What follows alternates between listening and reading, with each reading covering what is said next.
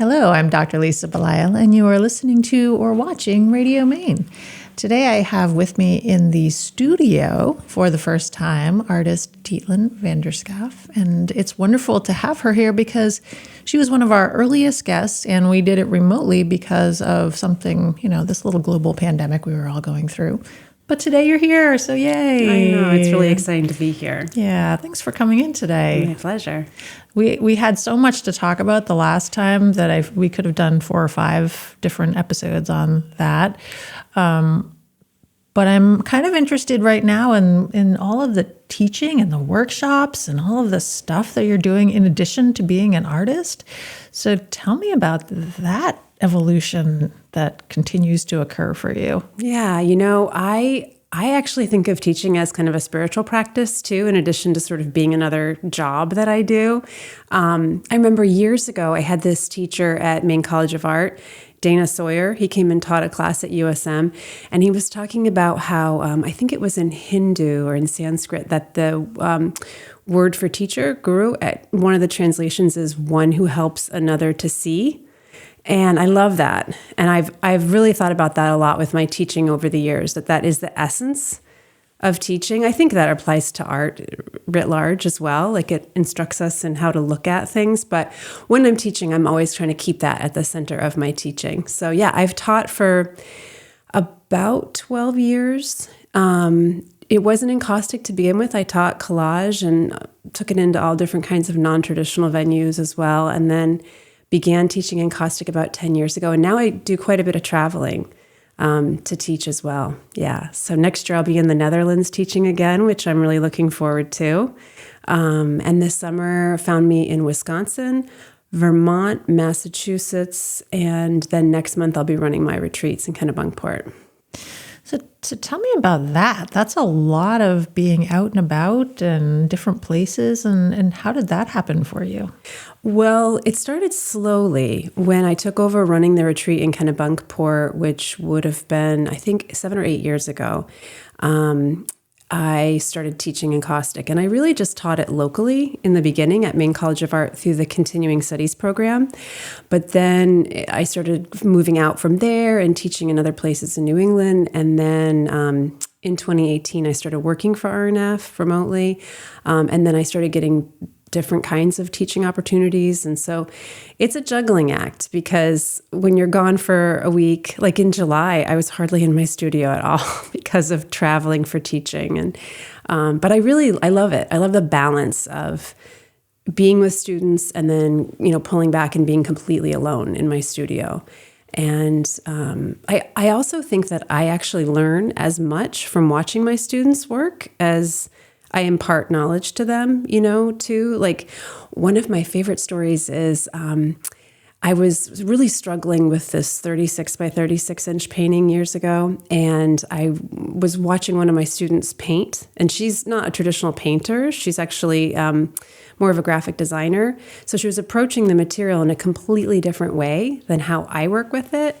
And there was a looseness to it. And that's what I realized was missing from my work. So sometimes you get those sort of nonlinear learning opportunities, even as a teacher.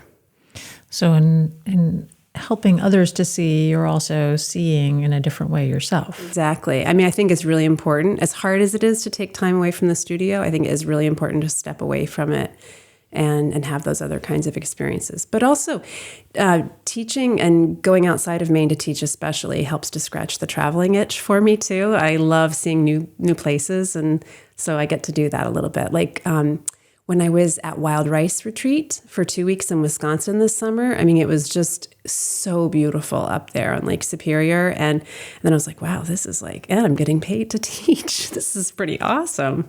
So is it a situation where you teach over in one place and somebody takes your workshop and they say, oh, you know what, I had this person in Dietland and she was a great teacher and I want her to come and teach where I am. And so how does that typically happen? You mean in terms of are the opportunities to teach coming to me or am I pursuing them? Yeah, how are these occurring? Yeah, so mostly in the beginning, it was me being more proactive, reaching out to different art centers and saying, I'd like to teach here. I have a proposal.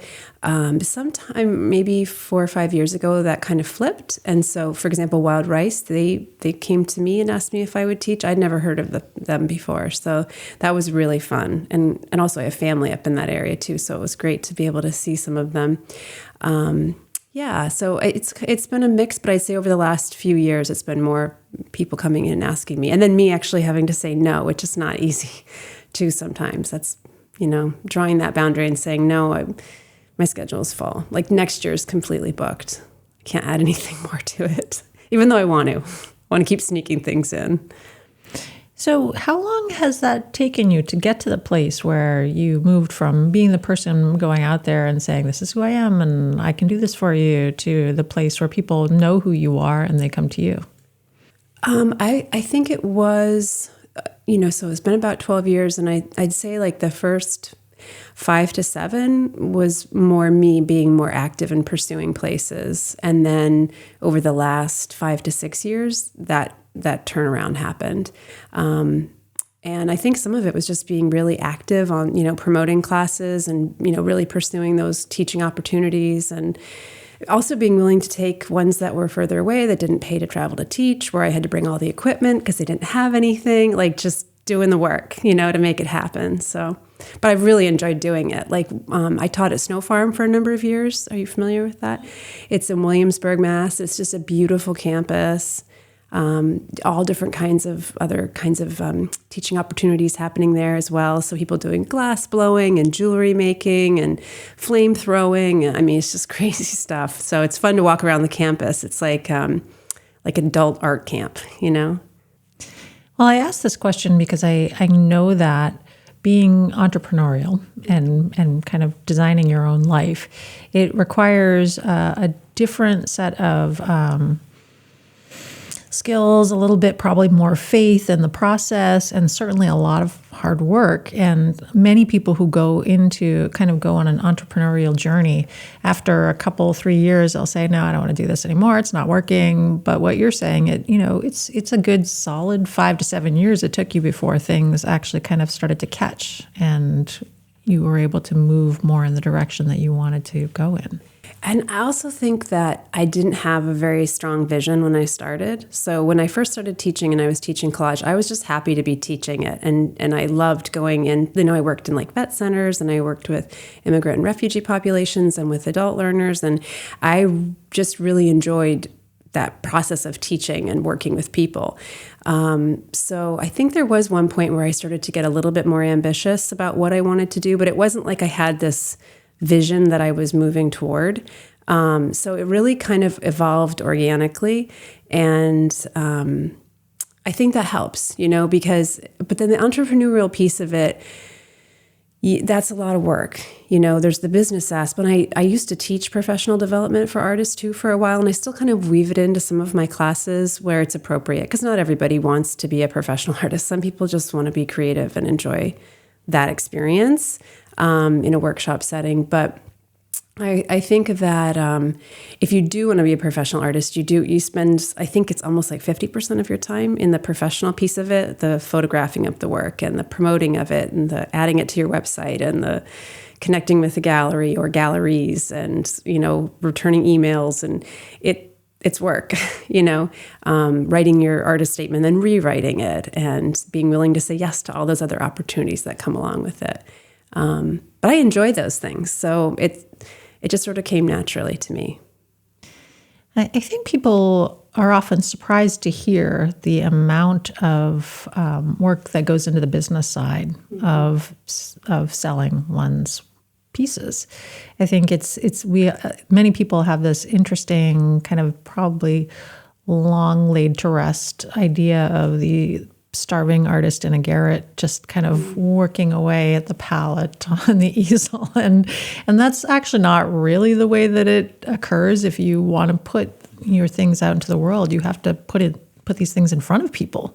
Yeah, I think that some people think that too. There's a kind of purity if you are just sort of removed yourself from the more commercial aspects of selling your work. But maybe because I didn't go to art school and I didn't walk that traditional path, and I came from a different, I'd worked in lots of different kinds of careers, and from the bottom up and saw what it took to sort of make something and to connect with people and to help them appreciate and understand what your work was about. I never had that. But I also never had a goal of being a full-time artist, like supporting myself with selling my work. So I've always had a 40-hour work, week outside of painting. 4 years ago, when I started working for RNF, I was able to scale that back to 30 hours a week. But then teaching sometimes takes away from painting too. So I've painted for the last 12 years, just sometimes it was 1 day a week. If I was lucky, it was 2. Sometimes in the winter, it's 3, but it's still a 7-day work week. I think I'm lucky I have a lot of energy for doing all those things too. So that helps. And I think that's another kind of interesting thing that many people believe to be true, that, okay, I'm gonna throw away my day job and I'm gonna follow my passion and I'm gonna do this thing full time. And in reality, in talking to a lot of different people, that's not the way that it typically occurs. I mean, very few people are actually able to just commit to being in their studio, 80 hours a week doing nothing else. Sure. And I think that there's probably a point where if you have somebody else who helps support you, or that maybe you could walk that pathway. I think for me, I wouldn't want to be in my studio full time because, like with teaching, just being away from my studio, that's where a lot of that nonlinear thinking comes in, or ideas come in, where that feeds my practice as much as anything else. So even though one way of thinking of it is this is taking me away from painting, another way is this is also refilling the well. So when I go back to the studio, I have these new ideas, or I have this new energy or enthusiasm for it. I've always felt so grateful for all the time in my studio, but it isn't a place where I wanted to be full time, 5 or 6 days a week. So I think that I've never had that idea of like, I'm going to just be in there all the time. And plus, I wouldn't want to put that pressure on my work. I always wanted to be able to make the kind of work that I wanted to do. So I figured if I made, most of my income in another fashion, then the painting was free to do what it wanted to do or be. I actually really like that. I think that idea that you create something and it has to immediately be successful. That is extremely stressful. It's a lot of pressure. And then if it's not, then I wonder how much self-doubt it creates. Like, well, maybe it's just not good enough, and maybe I didn't do it the right way. And it seems like that would be very paralyzing for a kind of a creative pursuit. Totally. And I also think that can happen anyway. I mean, I'm pretty confident and feel, about myself and my work. And yet, even this past winter, I went through a little hard period of pretty intense self-doubt. And I think too, sometimes when you're shifting between bodies of work, like I've got a new body that I want to start working on, when you're trying out that new work, or you're working with a new color palette or a new series of marks or whatever it is that you want to do that's a little bit different, often you have to go through a period where you make work that actually isn't any good for a while. And that can be a really tough thing to navigate for anyone, I think, but especially for artists, because so often our work we do feel like it's a direct reflection of ourselves. So I don't remember if I told this story the last time we talked. I don't think I did, but one of the times I was teaching, it was a few years ago. It was during the pandemic, and it was during the retreat that I run in Kennebunkport. So I'd moved my teaching table out into this larger sort of outdoor space where I was doing a demo. And at the end of the demo, when the students were going back in to start doing their own work, one of the students kind of tentatively hung out at my table, and she leaned forward and she said, I have to share something with you. She said, when you were doing that demo, it didn't look very good. And she's like, there was this point where, and then all of a sudden you brought it together and it looked great. And she said, I realized in watching you that I'm judging my work way too quickly. So I'm expecting it to come out and be a certain way. And if it doesn't look that way, I kind of ruin it, or I get discouraged or frustrated. And so that in turn made me reflect that one of the ways I think I've built more grit in my practice is knowing that there's going to be sort of an ugly stage or a chaotic stage, or that I have to let things get a little bit more wild or a little bit more uncomfortable or jagged or unbalanced and disordered in my work, which isn't the most comfortable place for me, before I pull something back together on the surface. And I didn't even really know I was doing that, but I think in the beginning I was probably closer to her, where I wanted my work to look good right away. And I think over time I've realized, no, it has to go through a lot of stages. Like our awkward teenage, I don't know if you ever went through an awkward teenage stage. Are you kidding me? Of course. Oh yeah. There's some pictures out there that make me really glad I grew up before. Before the internet. Right. That you could kind of put them in a drawer and nobody will ever know. Exactly. Yes, I feel exactly the same way. There's a lot of stages of that with my paintings in my studio, but I can just turn them around, and I have patience that I'll be able to do something with them one day. So it's interesting that you kind of simultaneously had this revelation that you needed to go through the dirtiness and the messiness and the uncomfortability, but also you're describing a period of self-doubt last winter. Mm-hmm. So you kind of intellectually understood that you needed to go through this, but still going through it didn't feel great. It sounds like. Oh, it's also sometimes can be prolonged. I mean, it can be like you have a bad day, or you can have a bad week, or you can feel like it's going on for months, and you can be your own worst critic of your work. I think I read this, I think it's in the book Art and Fear. I don't know if you've ever read that book. It's kind of a classic, awesome book about art and being an artist. And one of the things that, I think there's two authors that co-authored it. And one of the things that the book says that always stayed with me is that vision is always ahead of execution.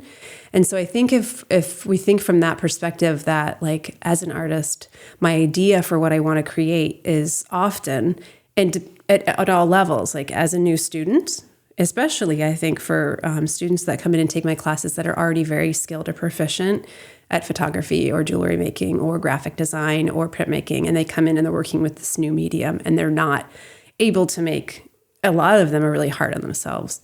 So, and it's the same for me. It's the same for, I think, all of us, that we have maybe a vision that's just ever so slightly ahead of where we're actually at.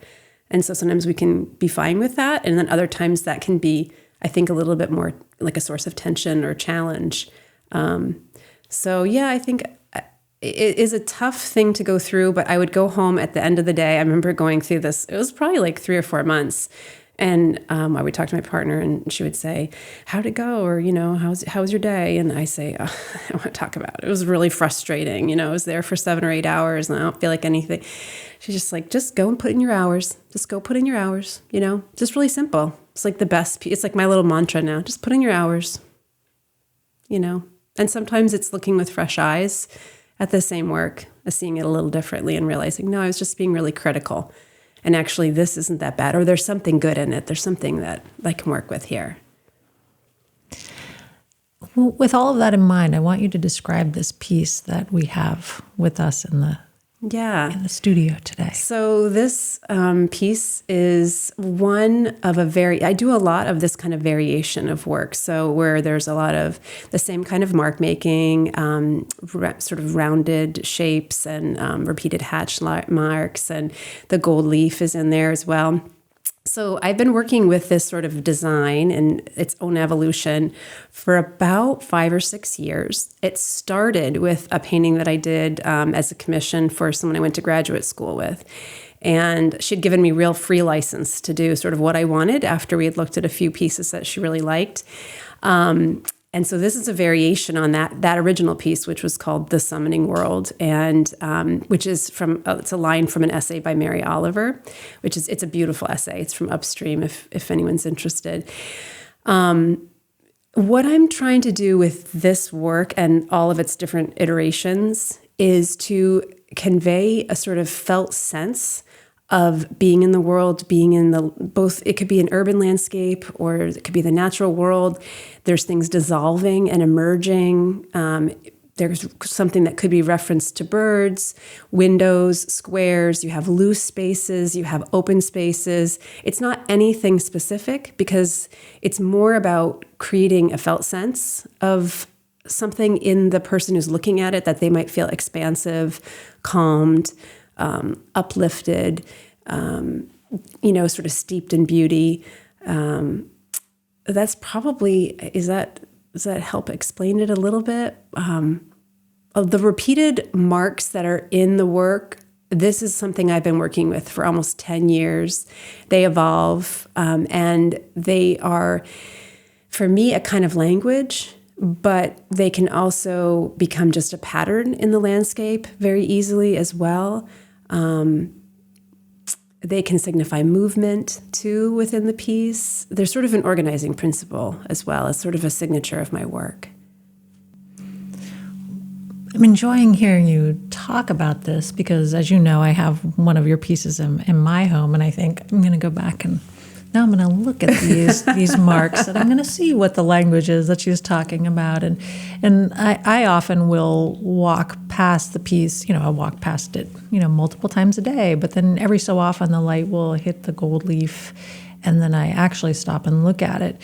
And I do think that is the interesting thing about your work in particular, but about probably art just overall, is that you actually do have the opportunity to look at it with fresh eyes.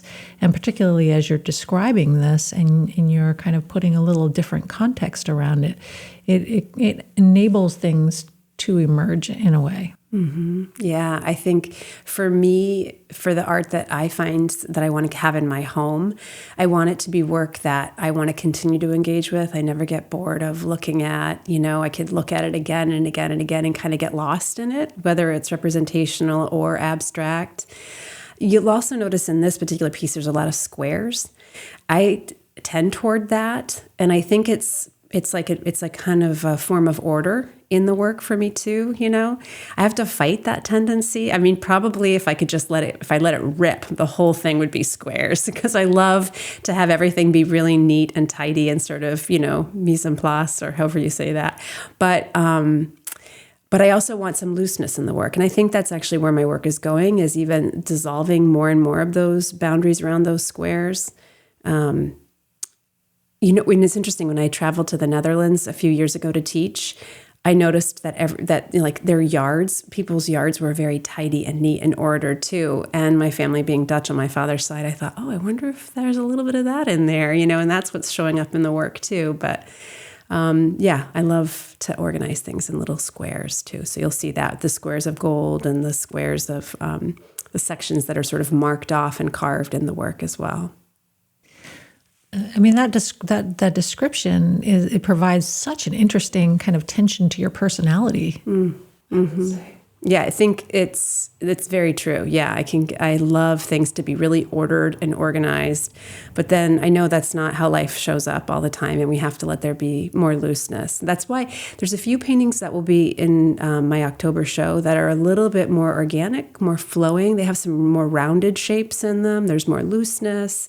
And I think that's the direction I'm going in. I want to do a really big version of one of the pond paintings. I can sort of feel it, and I'm just waiting until I have that time in my studio to go there.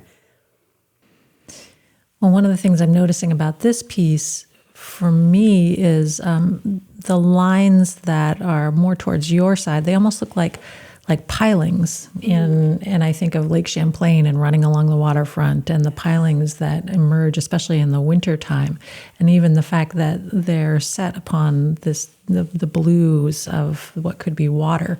And that may not be your intention, but that's also the interesting thing for me about art is, particularly in the abstract, you're able to look at something and bring your own context to it as well. Absolutely. And that could be there for sure. For me, it's also grasses. I love tall, grasses. I remember seeing some of these photographs years ago. It was a Korean photographer out in the Bay Area that had done just these incredible black and white photographs of, I think they were like from lily pads that were coming up out of the water, or anyway, they were just, the lines themselves were just so beautiful. And so I find line to just be something I can lose myself in, I don't know if I told you this story the last time we talked too, but when I taught at Haystack years ago, I had seen, when I was in Stonington, big, beautiful piece of art that I love that had just horizontal lines going across it.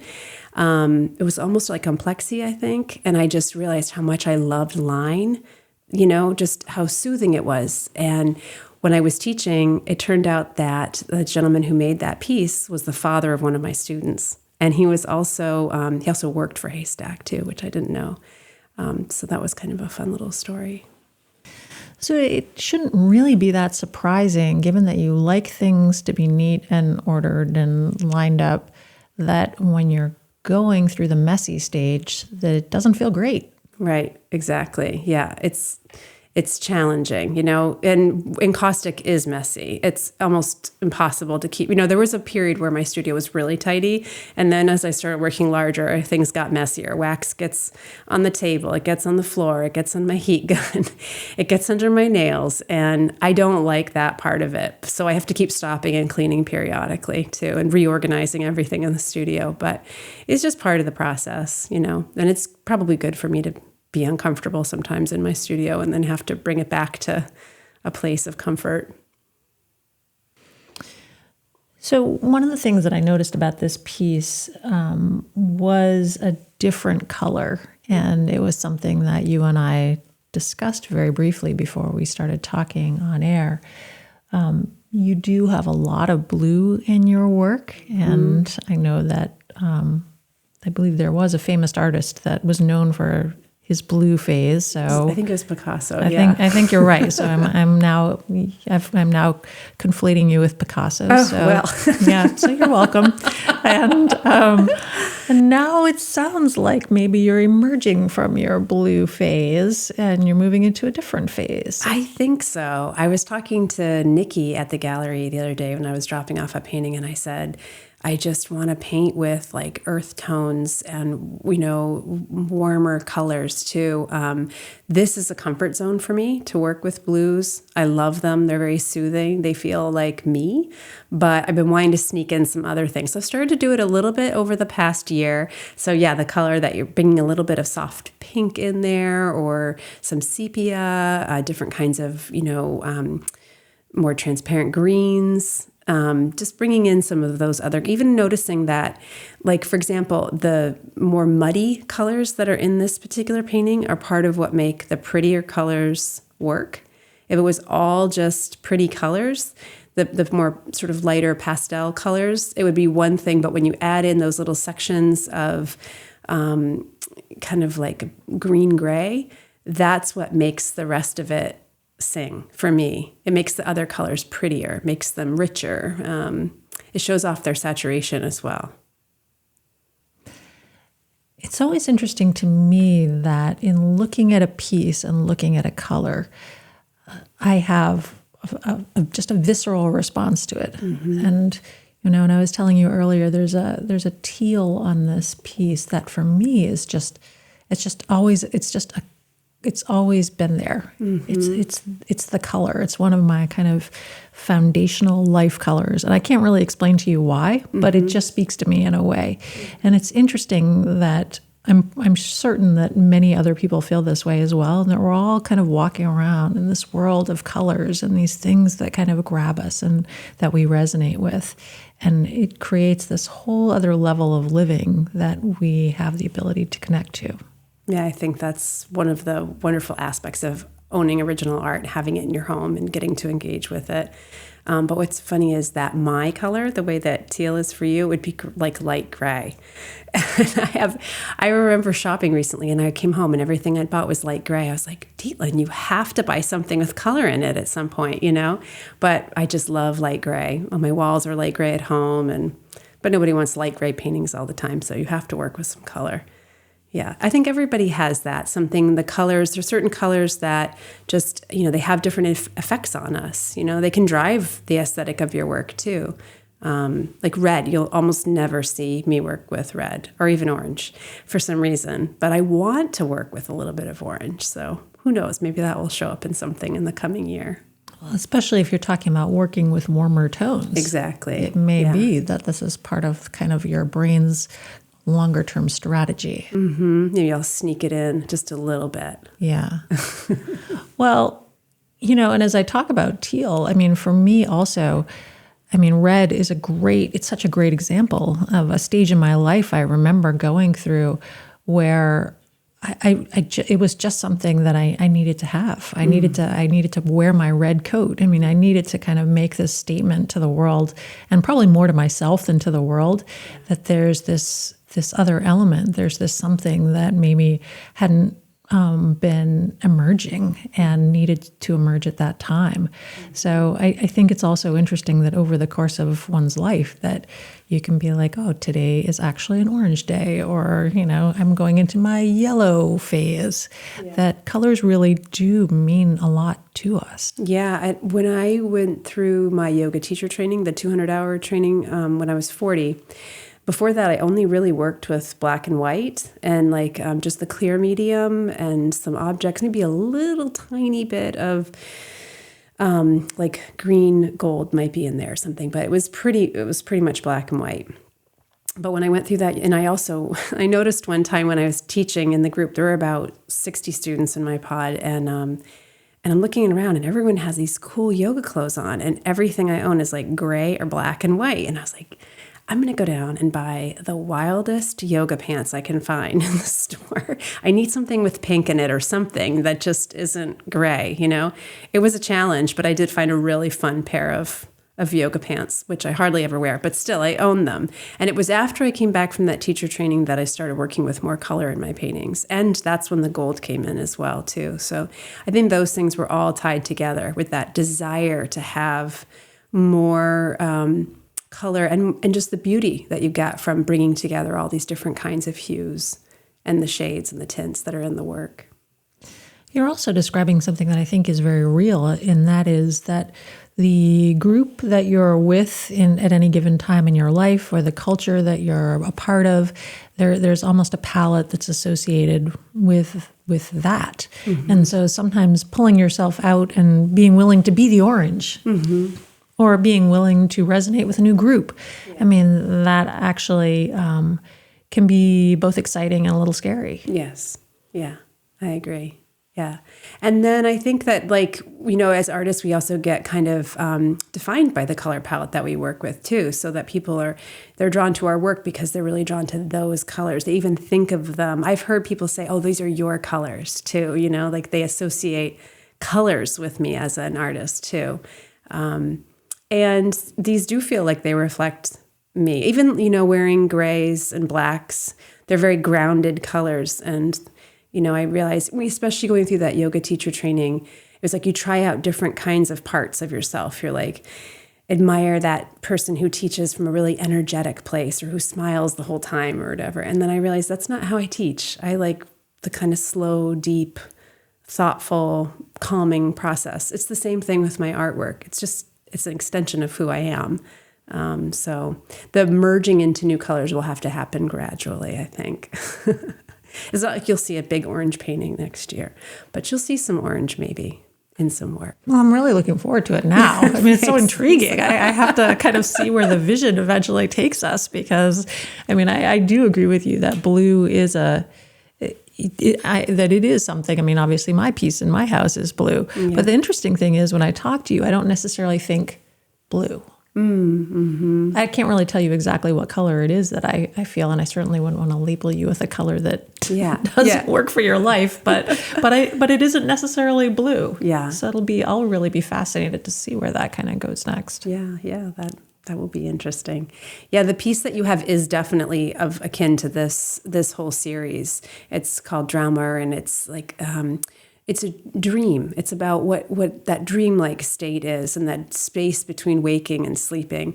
And I think a lot of my landscapes, whether they are urban landscapes or more about the natural world, they have that kind of aspect. It's sort of like dreamlike and soft, and things are fading and emerging. Like in this piece too, there's a lot of reference to the landscape if you're in an airplane and you're looking down and you're seeing how, especially if you're flying over fields and farming areas, you see these sort of ordered areas. I think yours even has more white in it too. There's a lot of white expansive space in that piece. Do you think that this piece, as a result of all of your traveling and all the time spent in airplanes, I'm sure, has been influenced in any way? Oh, I love that. I'm definitely that person that on the airplane just can't get enough pictures of clouds and fields. And of course, they don't look as good on my phone because, as they do looking out the window of the airplane. But I'm endlessly fascinated when you are above the earth looking down at the way that we've carved out this space and the different colors that emerge from that, from rivers and roads and fields and trees and houses too, even the way we've organized our architecture.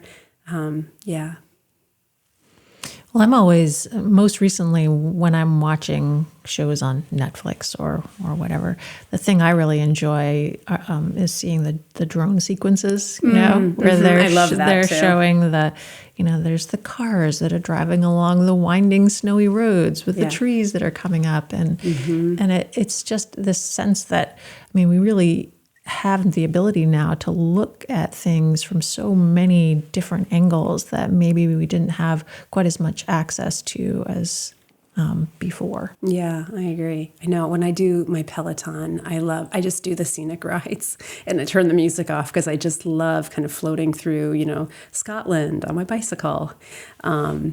So yeah, I feel that same way. There's a Instagram site that I follow called, I think it's the Daily Overview, or just maybe overview. I don't know if you've seen it, but they do a lot of pictures of the Earth, satellite pictures of different parts of the Earth, and also show how they've changed over time, and then tell you what you're looking at.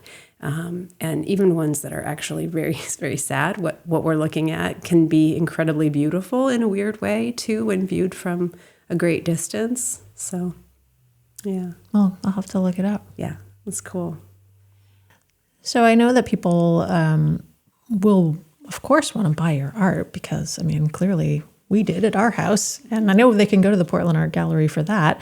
But for people who are interested in learning about the workshops that you give or the teaching that you do, how would they access or how would they find you? Yeah, so it's all on my website. If you go to Dietlind Vander Schaaf, Dietland has no A in it, Dietland with 2 I's, vanderschaaf.com, there's a teaching tab right on there where you can find out about workshops. I think pretty much everything for next year is listed. There's a few things that registration hasn't opened. I'm really excited because Emma, who works at the gallery, is going to be one of my work study assistants next year for 2 of my workshops. So she'll be with me when I teach at Penland. And she's also going to come down to Kennebunkport with me next September for the last session of my retreat. So I'm going to be, this next year will be my last time running it. Oh boy. Yeah. You'll do the grand finale. Exactly. Yep. Got a year to plan that. Good.